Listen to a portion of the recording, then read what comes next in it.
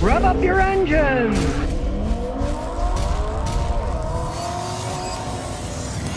Well, now BMW is getting cheap for people in England. They're making you pay a subscription per month for heated seats in your BMW. They're charging them almost 20 bucks a month to have heated seats. And here's the thing. The vehicle's already all set up for it. It's a software thing. So if you don't pay it, you don't get your electric seats, even though they're in the vehicle. Now, if you buy the vehicle with heated seats, they add the money into the price of the car, and then you don't have to pay the subscription. But let's say you don't buy it.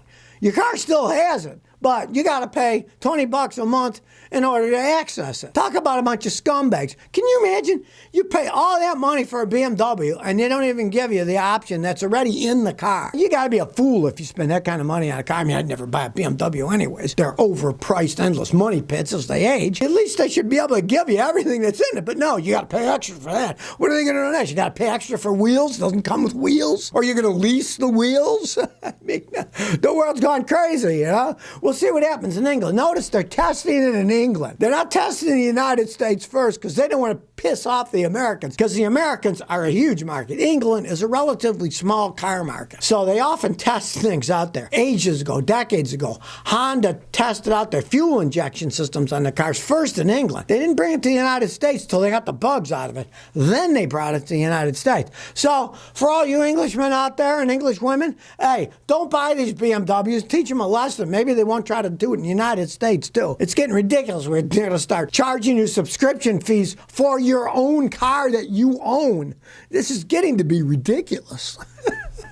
So stop them in their tracks, please. Don't let them go. We'll be paying for everything, you know? Next thing you know, we'll be paying for the air that we breathe. George says, Scotty, I'm looking for a good work truck. What are your thoughts? Well, you're talking new or used. You got to start there. Prices are really high. My advice is, if you have one that still works, wait. Because with the coming recession and rising interest rates, the price of trucks and cars is going to plummet. And whenever that happens, maybe it won't happen for a year. I don't know. I can't predict when it's going to happen. But everybody says it's going to happen. When it does, the prices will come down. You'll get a better deal. Now, you're going to overpay, whether it's new or used, you're going to get screwed over. Now, if you have to buy, you're probably better off buying new than used, because the used prices are outrageous, and the new ones, at least, you know the price, and if you can get one. My son just got a new Tacoma Sport, V6, four-wheel drive, everything on it. It's a beautiful truck, and it took him 3 months to get it, even with Toyota. He ordered it. It took them 3 months for them to build it and send it here. So you're still going to be waiting if you don't mind paying the price. But if you want to save money, wait. Justin McDonald says, Scotty, what scan tool you recommend for self-diagnosis on modern cars? It's a whole plethora of scan tools out there. How much do you want to pay and how much do you want to get? Let's say we're talking about dongles, the ones you plug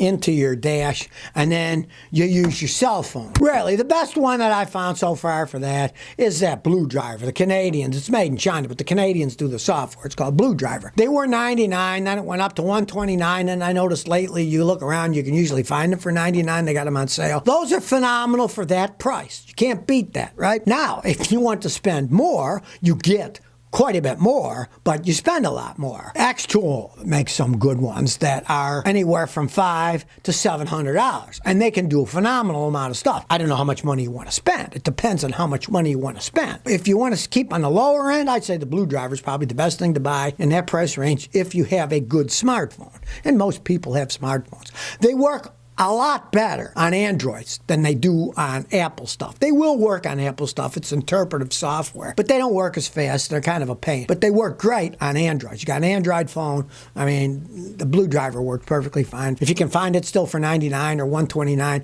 that's the most bang you're going to get for your buck in that price range. Mark M says, Scotty, I got a question. My son's getting a license. He wants to buy a used 13 Ford Mustang V6, 80,000 miles for $8,000. It's a good idea. What do you think? Those are still pretty powerful engines, but it's a V6, so the insurance will be somewhat cheaper. The thing about it is, most guys that are maniacs and buying Mustangs, they all got to get the V8s. So you might find the owner of that car with only 80,000 miles with a V6 didn't drive like a maniac. I have customers with V6 Mustangs, and they drive them conservatively. My tax accountant has one, and she loves it, and she drives it conservatively, and it can last a really long time. Now, regardless, you got to find a guy like me. Check it out before you buy it, because it's a used sports car with 80,000 miles. You don't know what has happened. But if a mechanic says, yes, it's in good shape now, it could still be a pretty good car, as long as it's been maintained and wasn't driven by a lunatic who was doing burnouts all the time. Well, General Motors, who's pushing electrification, they're going to create over 3,000 more chargers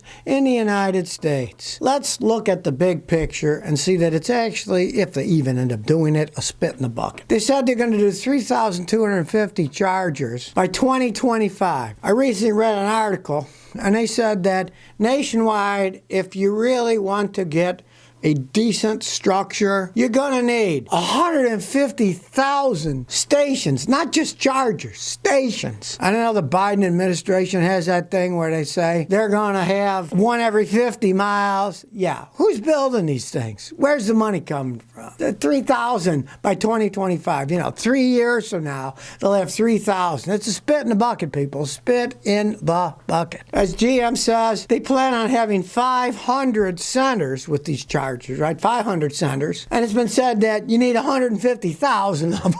So, and this is what they're planning. That doesn't mean they're even going to do this. As per usual, there's no infrastructure, and their talk about making the infrastructure is a mere spit in the bucket. They said they're going to make 500 centers. 500! And they need 150,000 to cover the country, right? And of course, the government's chiming in. They said they're going to spend $5 billion between now and 2027 to make sure there's at least 4 fast chargers every 50 miles. That'd be like saying, well, there's 4 gas pumps every 50 miles, and there's millions of people living in an area.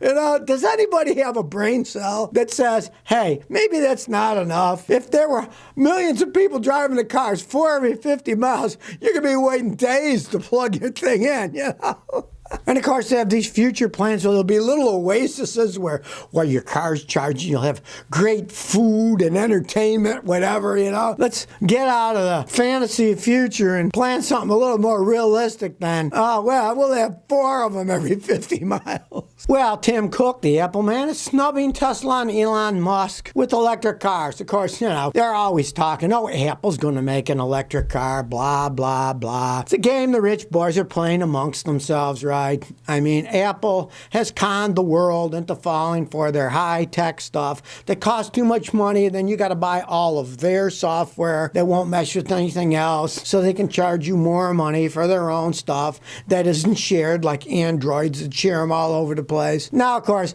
he's playing games with Elon. Like, I'm going to get in the electric car business. Yeah, there's a big difference between building little phones and building cars that drive down the road, let me tell you. When your phone stops working, you can get something else to go. You're not riding on your phone down the road, right? So I say it'll be a cold day in Hades when Apple starts actually building their own cars. Maybe they'll invest in some car electric manufacturer somewhat, but if they're actually building them, I wouldn't hold my breath. That's an ultra-competitive segment, building cars and trucks and just jumping in it from scratch. Yeah, especially at a late stage like now, making electric vehicles, probably a stupid idea, but they may never do it. These rich guys are always playing games. Look at Elon, said he was going to buy Twitter. Now it looks like he's not buying Twitter. It's a game these guys play. He took his ride in Elon's competitor's a Rivian car, which itself has many problems. It's all a game amongst these guys. And of course, I find it phenomenal that they're always talking about the rich ones, Tesla, Rivian, the really expensive ones. You watch,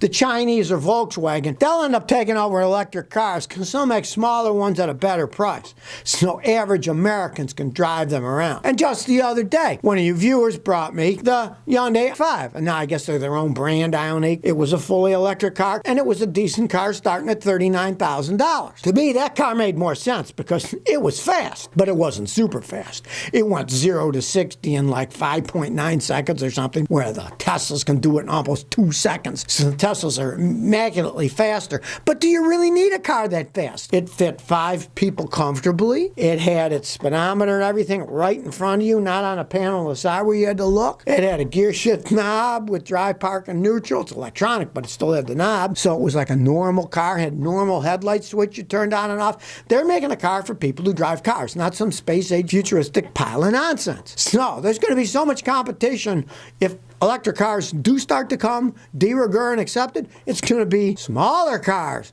that people are going to pay less money for. It only makes sense. The smaller cars need a smaller battery, faster to charge. They don't have to pull as much weight around. They're easy to park. And a lot of people with electric cars, they're going to be using them as commuting cars. If they had smaller cars, it'd make more sense. You don't need a big giant car to commute in.